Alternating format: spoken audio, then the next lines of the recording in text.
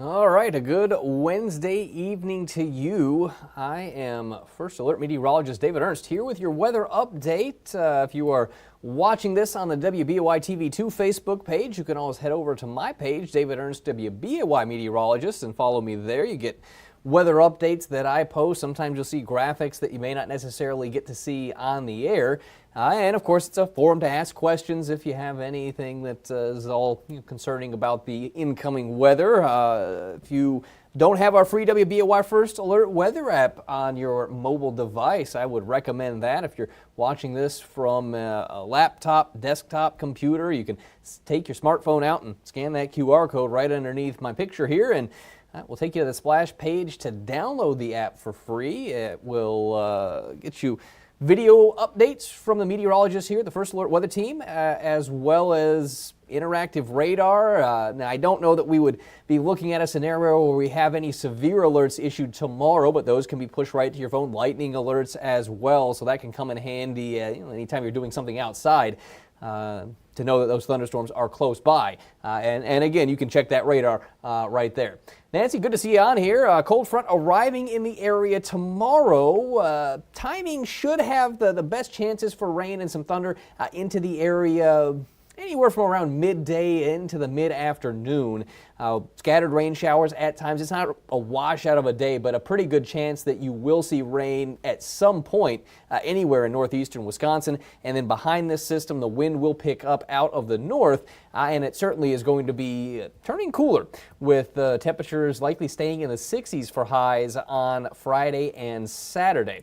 We'll take a wider view across the area right now and just check current conditions, and you'll be able to see where that the additional cloud cover is into northern Wisconsin, and we're starting to see some rain showers pushing through Minnesota, the Dakotas, and back into Canada. So all of that activity will eventually stream into the local area. In fact, let me see if I have a wide view of the temperatures, and let's see.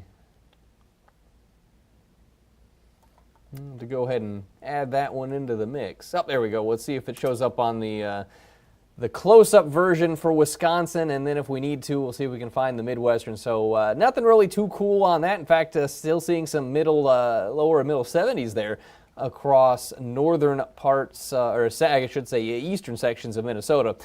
So let me find, we'll find the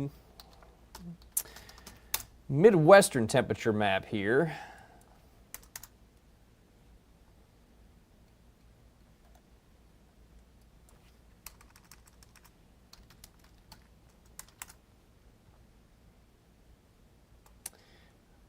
All right, so let's see if we can spot the cold front on the Midwestern one, although even this one, perhaps it's still lurking into Canada, but we do have the cooler air coming in.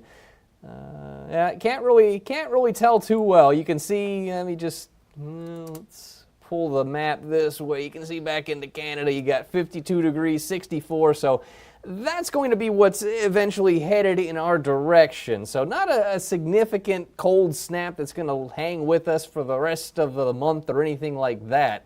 But we are looking at a cool down, and we'll time this out with First Alert Pinpoint Predictor in terms of those rain showers for tomorrow. Setting it up right now, we're in the middle 60s for the most part, a little warmer in Appleton, 68. Meanwhile, it is 61 in Oshkosh and 58 right now in Wautoma. So let's head on through the night here with First Alert Pinpoint Predictor. Should be a relatively quiet night across the area. Clouds will be eventually increasing, especially as we get closer to daybreak. I will say this runner predictor a little slower than the one if you were watching us at 5 and 6. You'll notice that the rain is not quite as far to the east at 7 a.m. as it was earlier this evening, and those clouds aren't nearly as developed. So we may start the day with some decent sunshine, but the clouds will fill in, and you see a band of showers and storms forming up in north central parts of the state by 10 o'clock in the morning. Here we are at the lunch hour. Now, again, if you were watching us at 5 and 6, this line looked like it would be just about into the Fox cities by noon. So maybe 1-2 hours or so slower than the run previously. So that would put that line of storms into the Fox cities by 2 or 3 o'clock in the afternoon instead of the lunch hour. But you'll notice As the rain moves eastward, you don't see nearly as much in terms of those reds and oranges and yellows in there, so it would indicate that likely we do see some thunderstorms in the area, but they will have a tendency to weaken as they move eastward. There could still be some locally heavy rainfall in spots, but we're keeping the severe weather outlook in the low category.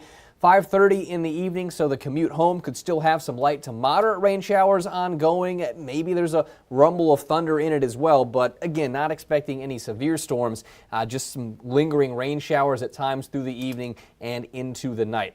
The Storm Prediction Center, their outlook kind of lines up with what we're talking about here. There's no real big severe threat with this system, just general garden variety thunderstorms. You can always get a stronger storm with some, let's say, 35, 40 mile per hour gusty winds, some locally heavy rainfall, but not going to see a major storm system come through here. What you can expect is still temperatures to be on the warm side of things, at least out ahead of that rainfall. In fact, if that runner predictor is onto something and the rain doesn't make it into eastern Wisconsin until 2, 3 in the afternoon, might even see high temperatures hit 80 degrees in some areas. Lows tonight, low to mid 50s across the North Woods, with mid 50s and upper 50s from the Fox Valley towards the Lake Michigan shoreline. Your high temperatures, middle 70s and above in eastern Wisconsin. Likely that we are a little bit cooler across northern areas simply because the cold front is going to make it through there first. We will see some lingering rain showers left over on Friday, but very spotty, very hit and miss with that activity, and should be on the lighter side as well. So between the 2 days, Thursday and Friday, most of us in eastern Wisconsin, 1, 2, maybe up to 3/10 of an inch. If we see any stronger storms, perhaps there are some locally higher totals in there, but not looking at a real flooding threat with this storm system. No big severe weather potential.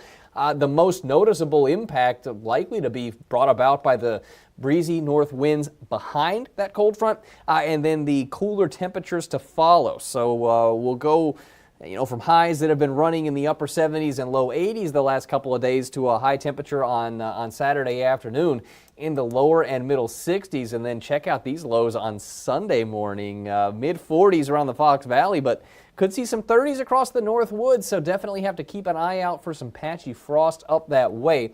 I don't think we'd have any concern with that around the Fox Valley, but it is getting to that time of year. Typically, you'd be looking at the middle of September across northern areas for that frost, late September into October around parts of the Fox Valley. In fact, most of us, it's in October that we do see that frost potential start to peak. In terms of what happens in the longer term, I will go ahead and show you the 8 to 14 day temperature outlook, and we will be looking at temperatures that are likely above average. So we have this cool snap coming in for essentially just Friday and Saturday, and then temperatures look like they will get back into the 80s next week, and in all likelihood that continues for the week that follows, and rain chances will be rather slim and hard to come by. So we are in need of this rain coming through, but it's probably not much more than just a few tenths of an inch for those of us that get a storm. And if you don't see any thunderstorms nearby, it may be tough to even get 1 or 2 tenths of an inch out of this system.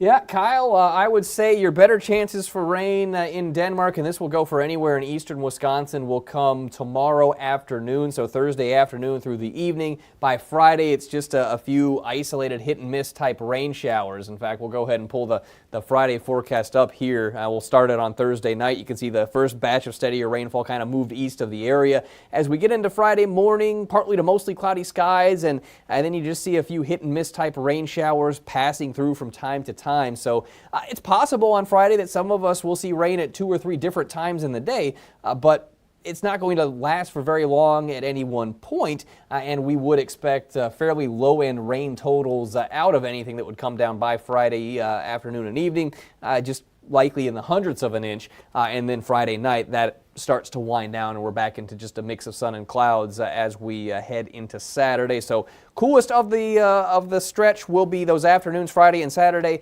lows Friday night and Saturday night probably the coldest, and then we trend right back into that warmer weather with highs hitting the lower 80s by the start of the next work week. And even though it will still be comfortable, the humidity does try to nudge upward towards the middle of the week, and that's why you see those nighttime temperatures climbing from the 40s and into the upper 50s, but at least nothing too concerning from a humidity standpoint yet.